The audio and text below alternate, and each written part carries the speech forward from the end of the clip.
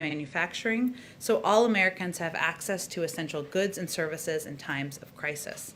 The EO will direct immediate 100-day reviews of supply chains for critical products that go into everything from phones to pharmaceuticals.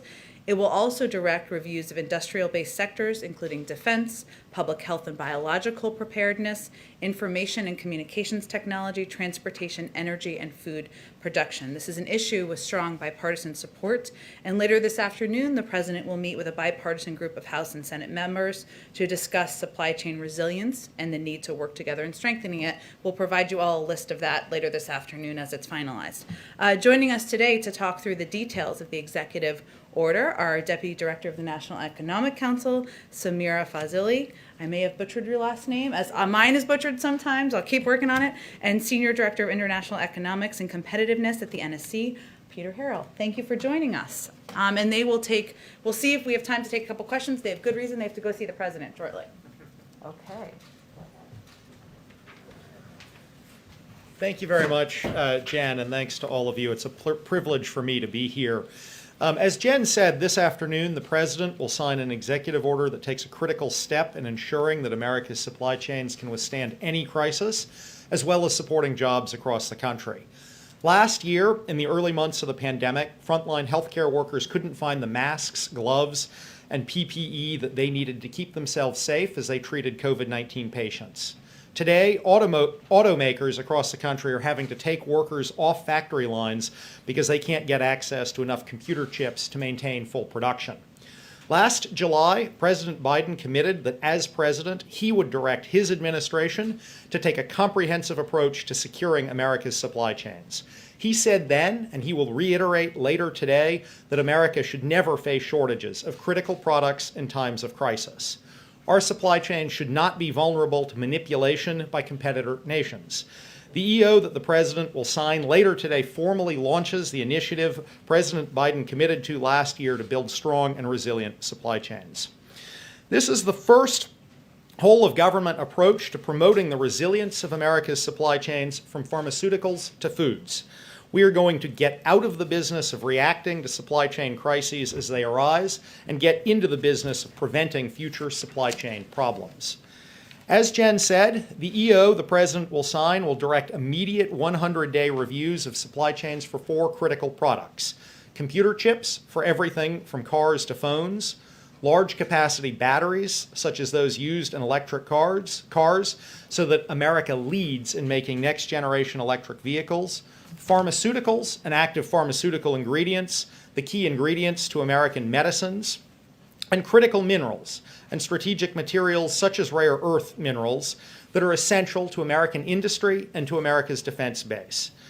The EO will also direct 6 sector-specific reviews to be completed within 1 year of today to be focused on defense, public health and biological preparedness, information and communications technology, transportation, energy, and food production. These sectoral reviews will be modeled after the process that the Defense Department uses to regularly evaluate and strengthen America's defense and industrial base. Make no mistake, we are not simply planning to order up reports. We are going to be taking actions to close gaps as we identify them, just as we have been working with industry in recent weeks to ensure that U.S. automobile manufacturers have the parts they need to keep making cars here in America. But we expect that by taking this type of comprehensive approach to supply chain resilience, we'll be able to strengthen our supply chains for the long term. And with that, I'm happy to turn this over to my friend and colleague, Samira.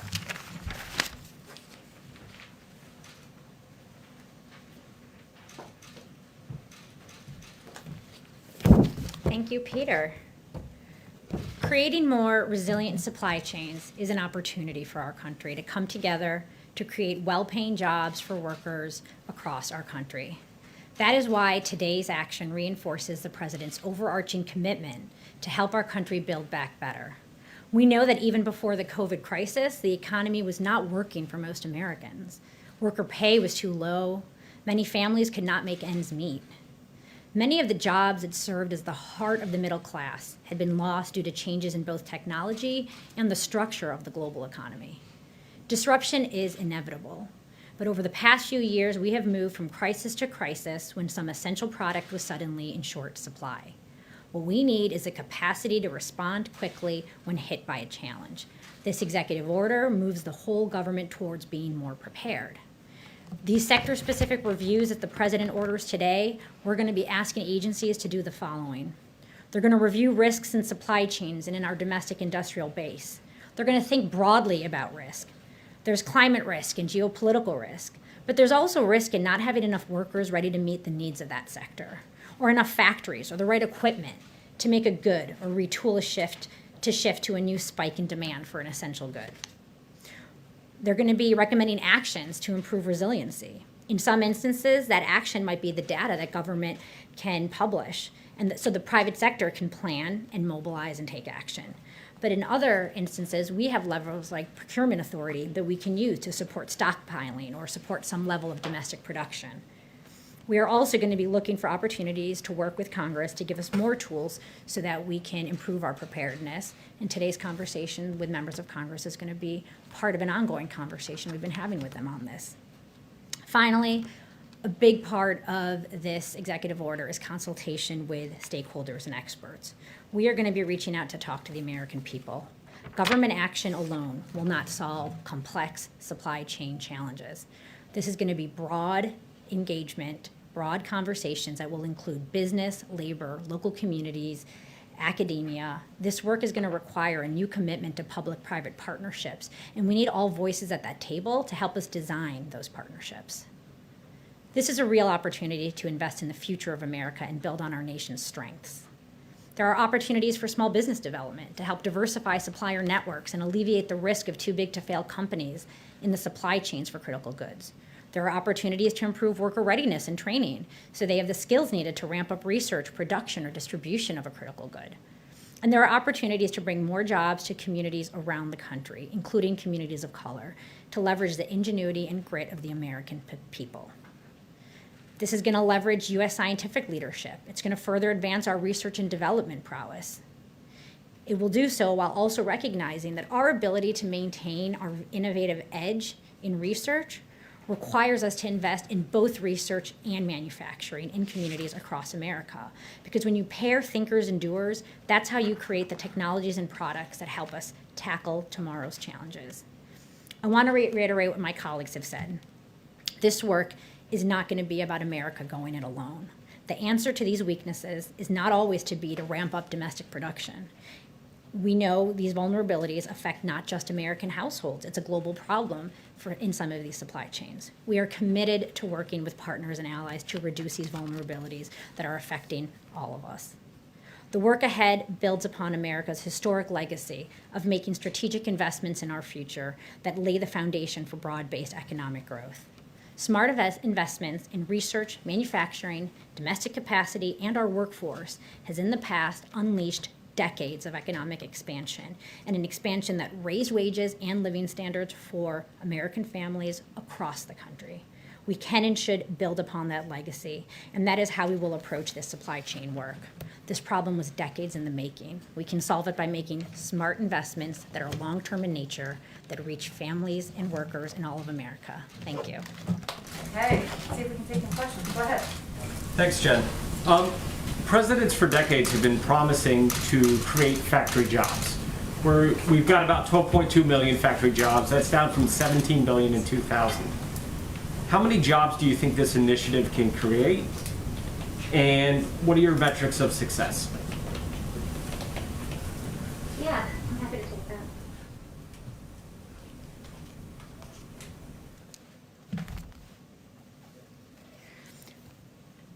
I think we think it's important to have a broad lens and broad view on how you measure the jobs and the job creation in the manufacturing space, because manufacturing doesn't just support and create jobs in the manufacturing sector. There are broad spillover effects that it has. There are going to be R&D jobs here, research jobs here. There's going to be jobs in the kind of supplier networks in the services industry. So I think we have to start tracking and understanding that manufacturing's contributions to our economy can't just be narrowly counted in that way. That's what I would suggest. Jennifer? When you talk about incentivizing and funding, on the budget the upcoming budget, do you think that you will propose some sort of federal funding to help increase the supply of semiconductors? You know, we are still in the process of formulating the budget, so at this time, I'm not able to talk in specifics about the budget proposal, but what I would say is we are looking forward to talking with members of Congress about what more we can do in partnership with them to give us the funds we need. And On that, just like to step back for for a moment. Obviously, we're talking about multiple different supply chains here, and I think that the solutions we will be proposing and implementing will vary a little bit by supply chain. You know, the supply chain for semiconductors obviously looks quite different from the supply chain for rare earths. So I think what you're going to see is us come forward with a comprehensive suite of recommendations that will be tailored for each of the different critical goods that we are looking at. In general, across the board, we're expecting we'll be using a mix of incentives to encourage production here, looking at ways to ensure there's surge capacity available for things that might need to be ramped up quickly, stockpiling, working with our allies and partners to make sure that we have cross-border open flows with our allies and partners where we might collectively need to take some action. So I think we're really going to be looking at a range of different tools here, not just any particular single tool. Defense Production Act, would you think that the White House would consider using the Defense Production Act specifically for the semiconductors?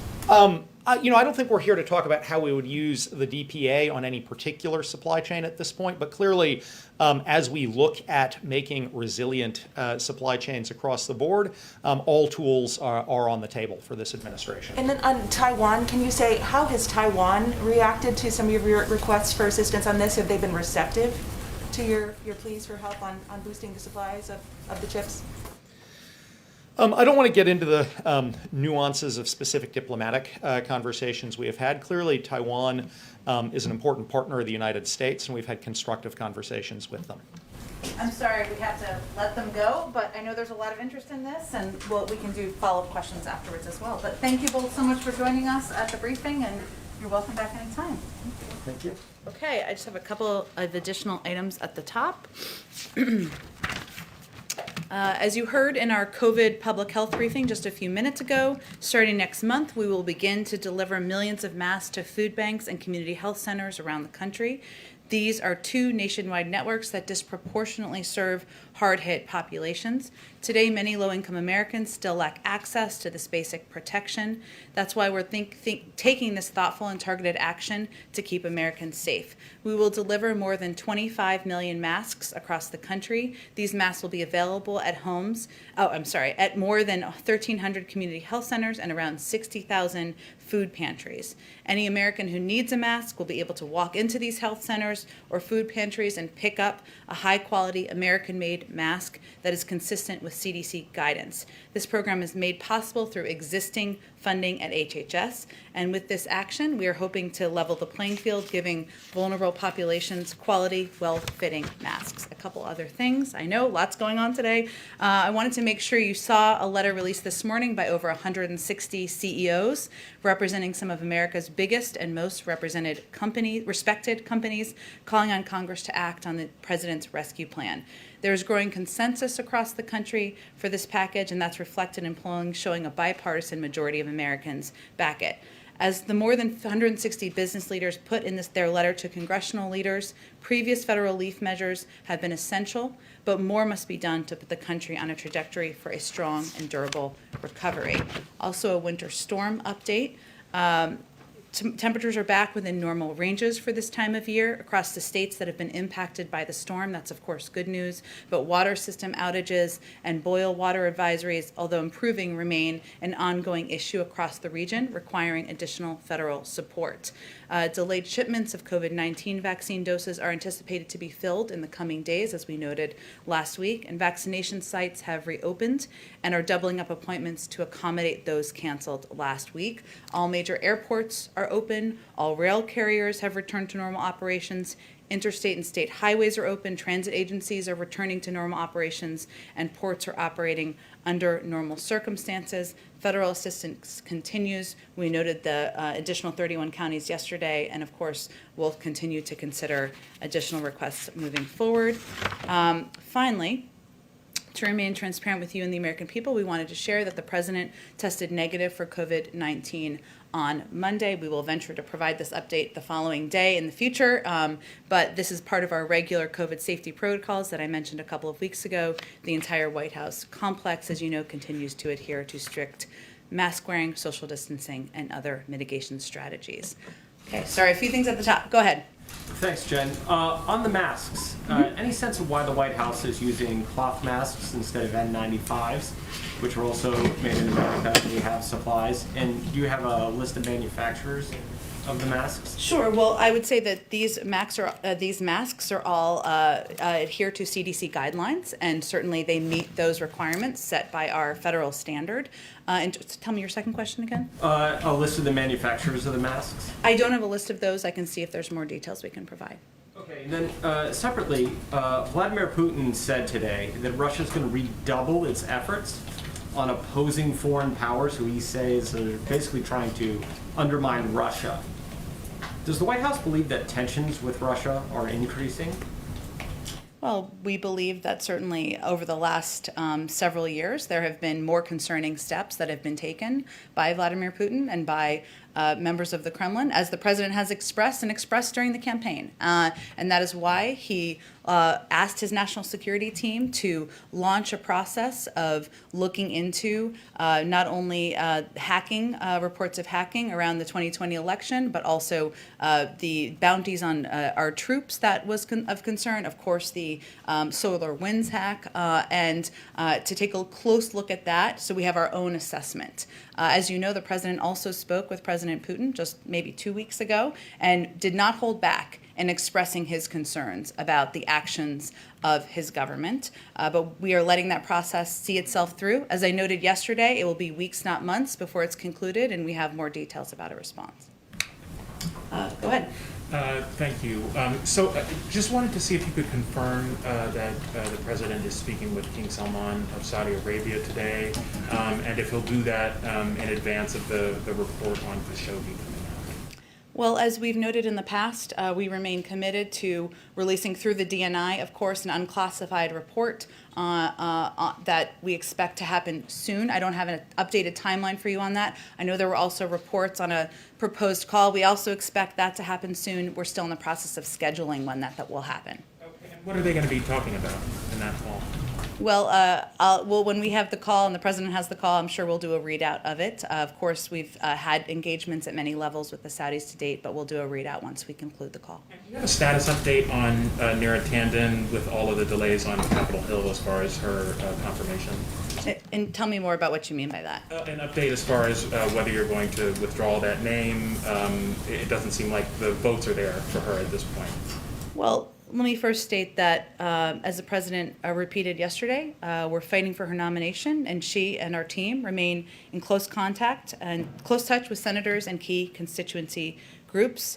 She's an expert whose qualifications are critical during this time of an unprecedented crisis, and she has rolled up her sleeves. She's very engaged in doing outreach to senators, to members on the Hill, answering any questions they have and offering to do that, and we're doing the same. I know there was an announcement about a delay of a confirmation vote today, and they put out a statement to make clear that, of course, they're going to do due diligence, as are we, to continue that outreach and continue to fight for her nomination. Follow, Jen? Go ahead. Jen, thank you. How big of a setback does the White House view the fact that the Senate committees have delayed the vote on her confirmation to be?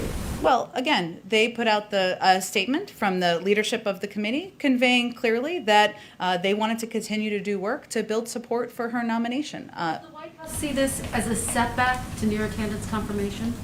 I wouldn't put it in those terms. I think we are committed to continuing to fight for all of our nominees, continuing to do the outreach needed, to answer questions, to address concerns anyone has, to reiterate the qualifications of all of the nominees that the president has put forward, and to do due diligence in fighting for the team he's nominated. Even if she is confirmed, does it undercut the president's budget agenda to have this confirmation delayed? Well, as I noted a couple of times here, but it's worth repeating, Neera Tanden has a record of working with people who disagree with her, working with people who have different viewpoints and different objectives and priorities, and that's something she would certainly take into the job if she's confirmed. And just one more, Jen. Richard Shelby has said he would support the confirmation of Shalonda Young.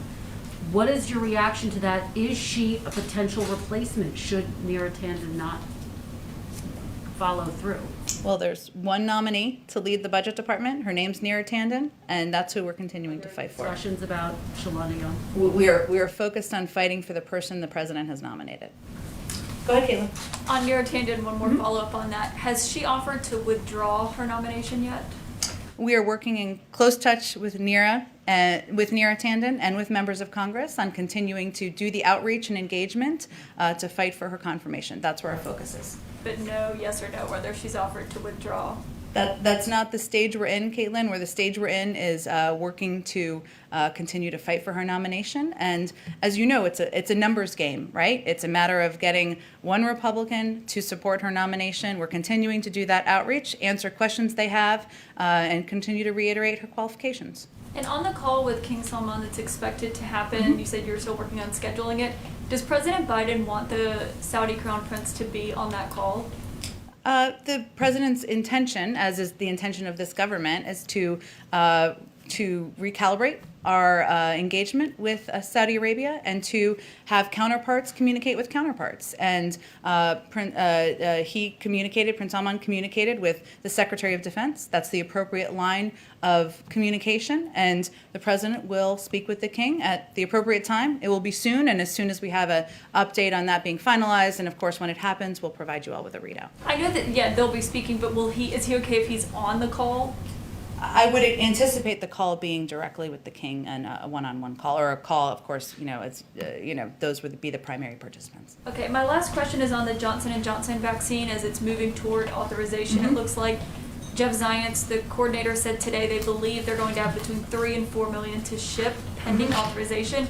That was initially supposed to be much higher, according to the contract that Johnson & Johnson signed with the federal government, closer to 10 million, I believe, in February. So is President Biden disappointed that Johnson & Johnson is not going to have closer to 10 million vaccines ready to go if and when they get authorization? Well, Caitlin, we were surprised to learn that Johnson & Johnson was behind on their manufacturing. As you noted, it was kind of reported earlier to be about 10 million, and now it's more like 3 to 4 million doses that they would be ready to ship next week if they are moved through the FDA process, which is not yet concluded, just to note. And we are going to continue to work with them on ensuring that that can be expedited. So if the Johnson & Johnson vaccine is approved. Go ahead. I want to follow up on what you just said about recalibration with the Saudis. Is that the extent of the recalibration, just having the president deal directly with King Salman? You say that MBS has been engaging with his counterpart at the Defense Department.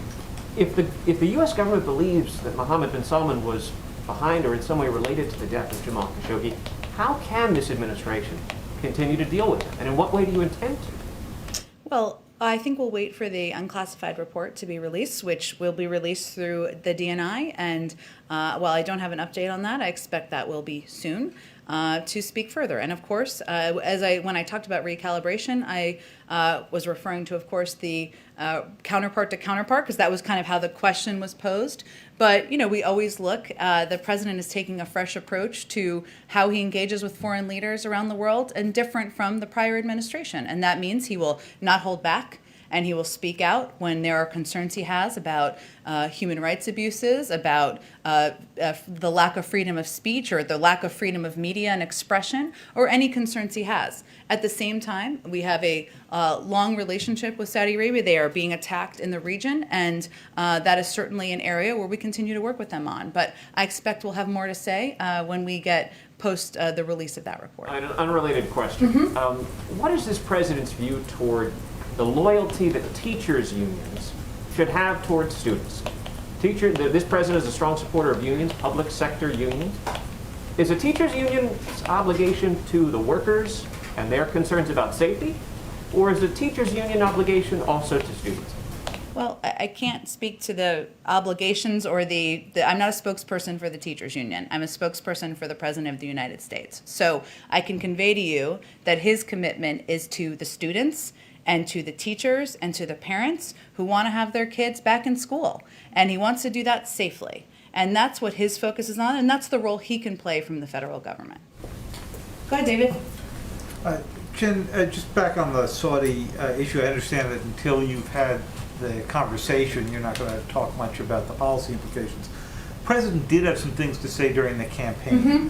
He said, we were in fact going to make them pay a price and make them, in fact, the pariah that they are.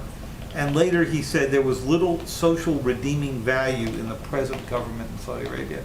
Any reason to believe his view, his overall view of the Saudi government as a pariah and little redeeming social value has changed? The president, as you well know, David, because you've probably been covering him for a good chunk of this time, has had a long time he spent in the world of foreign policy, and he is certainly familiar with the leadership in Saudi Arabia, as he is in the Middle East and many parts of the world. And I would certainly not say his concerns or his views have changed. He is, of course, now President of the United States, and in that role, he is not going to hold back, as I noted, in speaking out when there are concerns. Of course, he has the right to take action of any kind as the President of the United States, but there are also areas where we will work with the Kingdom of Saudi Arabia on, including ensuring that they have the protections they need to face the threats that are facing them.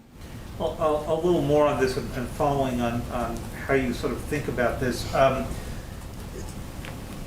We have a pretty good idea of what's in the declassified report or when it comes out, because many elements of it leaked 2 years ago when it was first came out. If you come to the conclusion that there were any senior Saudi officials who were involved in the Khashoggi murder, would those officials be welcome to the United States? Could they conceivably be subject to criminal prosecution as accessories to a murder and thus not want to enter the United States? I certainly understand the line of questioning, and I know there's an eagerness for the full report to be released. I'm not going to get ahead of the policy process or the release of that report, and you'll have to come back. Others will have to come back on the day after it's just released, or the days after, and we can discuss it further. Go ahead. Oh, sorry, we'll come back to you next. I didn't see your hand. Go ahead. Thank you. A New York-related question, if I may. Sure. I know you've been asked about whether the president has confidence in Governor Andrew Cuomo, given all the controversy surrounding the nursing home issues in New York during the pandemic. But more broadly, I'd like to ask if there are any lessons to be learned here, if the administration believes that, or has, kicked off any discussions in terms of what type of role the federal government should play in providing guidance during an outbreak of a future infectious disease to nursing homes, and whether there should be some sort of standardized data collection so that you don't run into these issues with states providing different data at different times. Sure. Well, it's I think there are a lot of lessons learned from what we've gone through as a country over the last year. And as you know, New York is one of the hardest hit states in the country, and earliest states hit hard in the country, was kind of on the front lines of that, and the challenges that came up. I will say that our focus at this point in time is on working with governors from across the country, from red states and blue states, and working with them to ensure we can take the steps now to increase vaccines that are being distributed to states. As yesterday we announced another increase in that to an over 70% increase since the president took office, to increasing communication, to increasing the number of vaccination sites that are on the ground. There's going to be plenty of time to look back. There will be many lessons learned, but right now we are still in the midst of the crisis, and we need to keep our resources and our focus on saving more lives. Go ahead. Thanks, Jen. Did any White House officials reach out to some of those CEOs who signed the letter? Was there any communications ahead of that letter Well, the letter was put together by a group from the outside, or a couple of groups, I should say, from the outside. Business Forward, I think, was one of them, and there were a couple of other organizations. We, of course, engage with business groups and business leaders all the time, but it was not put together. It was put together by these outside groups.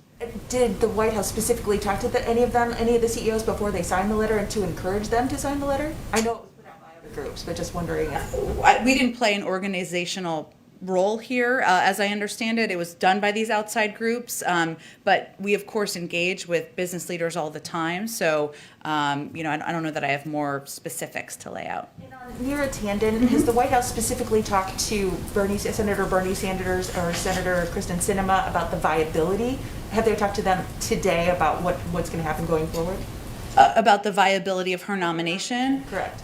We have been engaged. I noted yesterday, and I don't have a new number update, that Neera Tanden herself had engaged directly with 44 senators. We've also engaged with many more far beyond that, Democrats and Republicans. Some of them have been over the last 3 days. Some of them were before that. Some of them have been repeats, but we're not going to read out the individual conversations from here. Obviously, any senator can speak to our engagement from their platform if they choose to. Go ahead. Thank you, Jen. We spoke yesterday about immigration and this facility, HHS facility in Carrizo Springs, Texas, for migrant children. And you said it is not kids in cages. We've seen some photos now of containers. Is there a better description? Is it kids in containers instead of kids in cages? What is the White House's description of this facility? Well, let me give a broader description of what's happening here. We have a number of unaccompanied minors, children who are coming into the country without their families. What we are not doing, what the last administration did, was separate those kids, rip them from the arms of their parents at the border. We are not doing that. That is immoral, and that is not the approach of this administration. These kids, we have a couple of options. We can send them back home and do a dangerous journey back. We are not doing that either. That is also putting them at risk.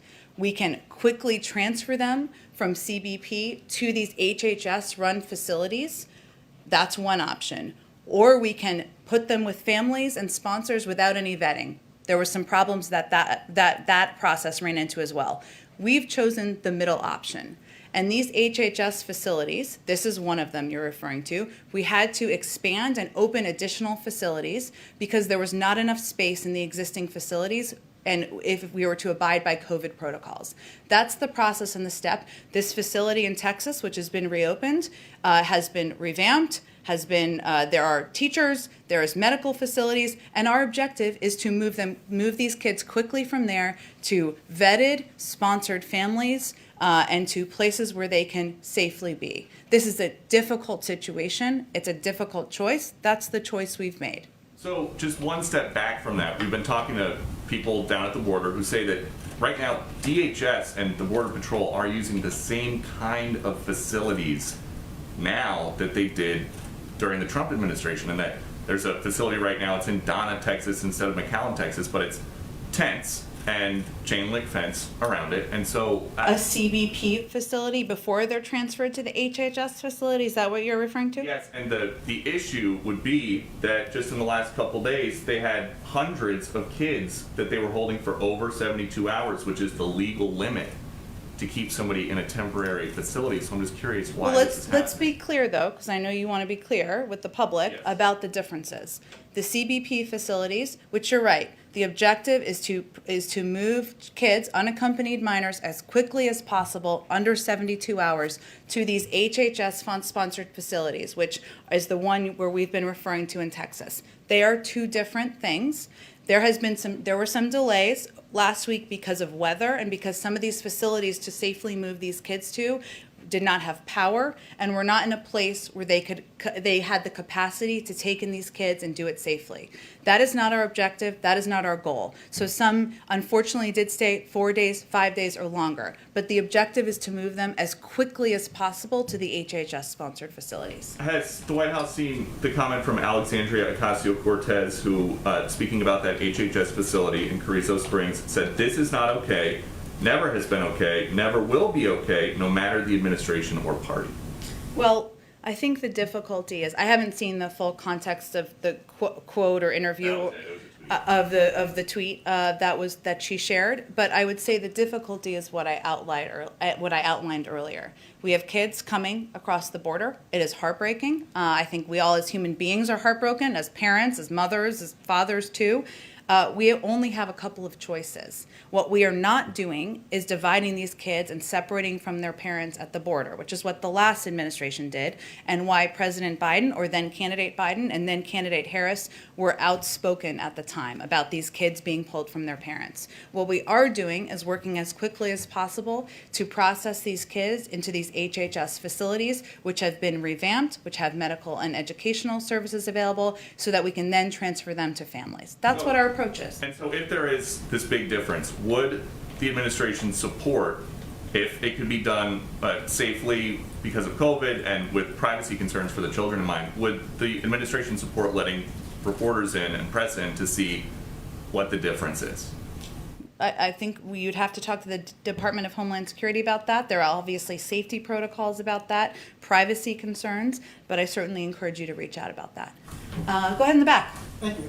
Totally different Texas questions. Sure. About the president's visit on Friday. So the president's infrastructure plan includes a promise to, quote, modernize the nation's electric grid, making it smarter and more resilient. Can that be done without federal oversight of the Texas grid, which we all got a reminder is not under federal oversight? You're right, and some parts of Texas are on the federal grid, as you well know, as somebody who knows a lot about Texas. Look, I think there's going to be a lot of time in the future to have a discussion and debate about what weatherization, what preparation should have been taken in advance. We're not going to have that debate today. We're not going to have that debate on Friday. The president is going to Texas because he wants to show his support, because he wants to survey the damage on the ground, see how people are impacted, see how he can tap into additional resources in the federal government. As you know, and as I noted at the top, Texas is still in a state of emergency. There are millions of people who are impacted. We can have a policy debate later. Right now, we're going to help the people who are still suffering and going through a really challenging time. Does the president consider what happened in Texas last week, and we still have the after effects? Does he consider that to be a natural disaster or a man-made disaster? And how does that affect the policy response? Well, again, there'll be a policy discussion, and I'm sure as we look ahead to delivering on the president's Build Back Better agenda, as you know, he's been a longtime fan of infrastructure. He loves infrastructure. It's one of the things that I'm sure we'll be talking about in the months ahead. And protecting our nation's critical infrastructure, which we all know is outdated. But we're not going to put new labels on it today. We're just going to focus on how we make sure people have drinking water, how people have not in the cold, how families have a place to live, and we will have plenty of time to have a policy debate. Two quick follow-ups on this. Any significance to picking Houston as the place to go? Significance with the fact that it's Ted Cruz's hometown, for instance? Any other significance? That is not a significance. I would say that while the president is there, he wanted to also visit a place where vaccines are being distributed. So that was another component of the trip. In addition, we worked in very close coordination, as I've noted, as we were trying to figure out the timing of the trip with experts on the ground, with our acting FEMA administrator on where it would be most appropriate to visit. And you may have sort of already addressed this, but I just want to be clear. Can we expect any sort of announcement while the president is in Texas or going to Texas? Investigations, new aid, deliverables, anything? We've been kind of reviewing every day new assistance that can be distributed, which I've been trying to read out at the top of the briefing in coordination with our acting FEMA administrator and Liz Sherwood-Randall. So I don't know. It may be that there may be more because we're just trying to get as much out the door as possible. But I wouldn't expect. There's nothing that we're holding, I should say, for Friday. If that makes sense. Go ahead. Hi, Jen. One for me, and then I'm the pooler today, so one for my colleagues. Okay. What's the White House view on this this variant that's emerged from California, and how it might factor into your modeling on a timetable for return to normalcy and your vaccination campaign? Sure. Well, one of the reasons we've been quite careful, or I have tried to be, about predicting a return to normalcy is because there are unpredictable components of the things that come up with the virus, right? As we've seen with other variants, and certainly the California variant is an example of that. The reporting on this is quite new, as you know, and our health and medical experts will, of course, take a close look at it and make some evaluations about what they foresee the impact as being. So I would certainly defer to them on that perspective and send you to them to ask any health questions. And has the president been briefed specifically on the California variant, and is he concerned, alarmed? The president is briefed regularly on COVID. He asks questions about COVID and updates, and I would not be surprised if he had not asked this morning. I was not in any policy meetings with him this morning, so I don't have any update on his briefings. So, from my colleagues outside the room, I actually received several different questions on, Sure, go ahead. On some of the Saudi, the call with the Saudi King Salman, as well as the Khashoggi report. And I know you've addressed this, but is it important for the president to speak with the king in the context of the release of the report? I'm not going to preview his call with the king. Obviously, they'll cover a range of topics, and when we have concluded that call, I'm sure we'll provide a readout to all of you. Go ahead. Yeah, just a quick follow on the Tandon nomination. Sure. We were told that Senator Sanders wasn't consulted at all before you guys announced her nomination, and I just wanted to ask, why didn't Sanders get a heads up on it? We consult, the process, and having worked on the confirmations team, I can give you a little insight onto this. The process during the transition of nominees being selected, there often was consultation with a limited number of members. It typically wasn't very broad in advance of a selection. Obviously, the president selects people he's going to nominate for positions. And then oftentimes the immediate follow-up to an announcement is immediate outreach from the nominees to a range of senators and a range of officials in Congress. So that's a normal part of the process. Budget, though, so was there any reason why he wasn't given a heads up? Again, I don't think I can speak to her announcement or who was or wasn't consulted in the days ahead from several months ago, but Senator Sanders is someone who we consult with regularly at many levels, including at the president's level, and expect we'll work with him on confirmations, but also a range of the president's objectives. Just a quick follow on immigration. Some of House and Senate Democrats have raised the possibility of putting a pathway for undocumented essential workers into a second reconciliation package. Pelosi even said it would be wonderful if it could fit. Does the president support that option? I'm sure he'll have discussions and consultations with Speaker Pelosi, as he does frequently, and others about how they want to move the path forward on immigration. And he proposed the comprehensive bill with several components because he thinks they all are pivotal. We haven't had any extensive conversations on that yet, so I don't have anything to read out for you. Second reconciliation or Say it again? on a second reconciliation, you haven't had. No, we'll see. We'll let Congress play out the process of what they want to propose or how they want to work through the components of the immigration package. He's proposed it as a full, multi-step, comprehensive package because he feels that smart security, a pathway to citizenship, and addressing the root causes are all pivotal, but we expect this to be an ongoing conversation about different components of what members support. And then if I could just one more, as you know, the UI benefits expire March 14th. Mm-hmm. Is there a backup plan if the COVID package doesn't pass Congress by that time? Well, let me first say that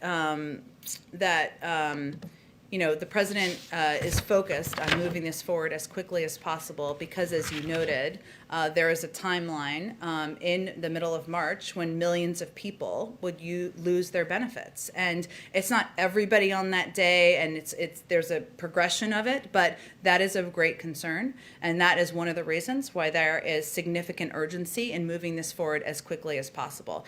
And as you also know, covering Congress, a backup plan, most scenarios would involve Congress. This is the best pathway to preventing millions of people from losing their benefits, and that's why we are hopeful that it will move quickly through the House, as we anticipate it will, and then quickly through the Senate, and we'll be able to get the rescue plan signed into law so that is not an issue. Thanks, Jen. Go ahead in the back. Thank you, Jen. I have two questions on Iran and Yemen. On Iran, the president opted for diplomacy, but there's worries in the region and Europe as well that the ballistic missile development and Iran's interference in the region might not be addressed or linked to the nuclear file. Can you assure us that actually this is the case? And second, do you believe that Iran is testing your resolve in Iraq by attacking the green zones and the Erbil airport recently? Well, first, on the first question, can you just say the last part of it again? You were saying, I'm sorry, masks make it difficult. Are you guys gonna link the ballistic missiles development and Iran's interference in 4 Arab countries to the nuclear file, or are you gonna leave it separately? Because there are worries that actually you're very eager to secure a deal and you're gonna leave this behind like it happened in 2015. Well, first, the president's, Iran is a long way from compliance, as you well know, from covering this issue quite closely. And the president has been clear that if Iran comes back into full compliance with its obligations, we will do the same, and of course then use that as a platform to build a longer and stronger agreement, including addressing ballistic missiles and many of the concerns that, as you noted, countries in the region, our European partners have about the actions of Iran. But we are not at that point. The point we are at is that the United States has expressed an openness to an invitation to have a diplomatic conversation.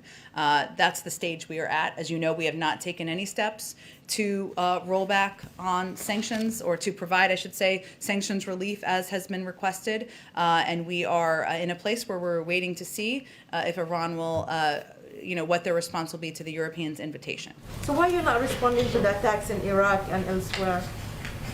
The attacks in Iran? The attacks in Iraq, I should say. Well, first, we have not made a final attribution of the attacks. I will say, as you know, the president spoke with the prime minister last night. This was an extensive part of the conversation. We do hold Iran accountable for the actions of their proxies, and of course, we reserve the right to respond in a manner and at a time of our choosing. But we will respond in a way that's calculated on our timetable and using a mix of tools seen and unseen. What we will not do, and what we've seen in the past, is lash out and risk an escalation that plays into the hands of Iran by further destabilizing Iraq. And that is our priority. And if I may, on Yemen, since you enlist the Houthis as a terrorist organization, do you believe that the humanitarian situation has improved, considering that now they are trying to take Ma'rib, which is a big city, and some say that they've been emboldened by lifting them from the terror list?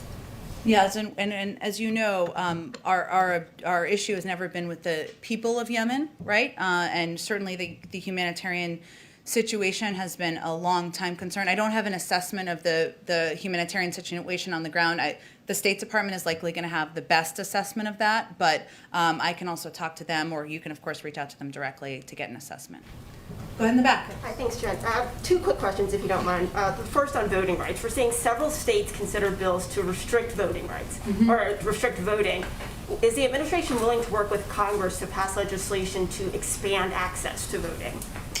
Certainly expanding access to voting, making it easier for people to vote is a priority of the president's, a priority of the vice president's, and we're happy to have that conversation. In what ways would you be willing to do so?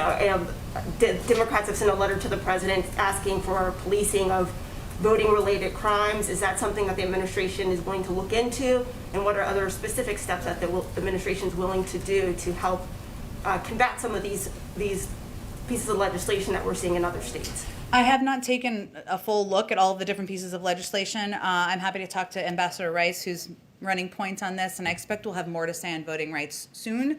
But let me do that, and we can see if we can get you more specifics after the briefing. And then shifting gears, I know that you have talked about supporting a study of reparations, but on another note, we've talked about the impact that COVID has had on the Black community, whether it's in deaths and the job losses. Yeah. Is the administration considering some type of targeted relief for Black communities or communities that have been hit hard that may not be reparations, but maybe job training or something to help communities build back from this pandemic, specifically communities that have been hit hard, such as Black communities? Sure. Well, let me first say that the American Rescue Plan is the package that we hope we will have signed into law soon that is going to provide relief that is targeted at the communities and the people and the families who have been hardest hit, from direct checks and payments to more money for vaccinations to get them out to communities that have been harder hit, to the reopening of schools that is certainly impacting many, many communities, including Black communities. Beyond that, obviously the president will consider a range of options, things that he talked about on the campaign trail to build the economy back better. That's not anything we have to preview or that's been finalized at this point in time, but our objective right now is to get the American Rescue Plan passed and to get that direct relief out to a range of communities. And I understand $1,400 checks are one thing, but I guess down the road helping communities, people that have lost their jobs, training them for these jobs of the future.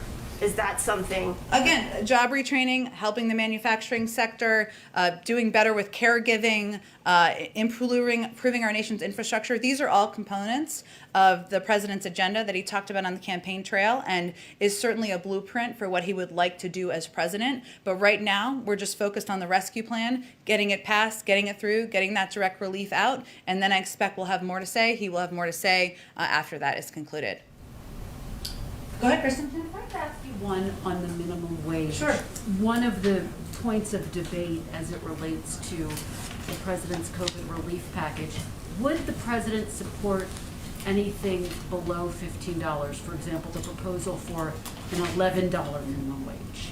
The president put $15 minimum wage, an increase in his package because that's what he believes the increase should be. As you know, is working its way through a parliamentary process at this point in time. Hopefully we'll have more news on that in the coming days. But his support is for the $15 increase. Senator Sanders has said there's no room for compromise. Does the president think there's room for compromise on that $15? Well, the compromise will be between members of the Senate who may have disagreement on where the minimum wage should sit and what the process should be. But the first step is the Byrd rule, the Byrd bath. I just like to say that every day. And then members will, and we're certainly hopeful that that will conclude with the minimum wage being included in there, but that is up to the parliamentarian for that process to conclude. And then senators will have to debate what a final package looks like.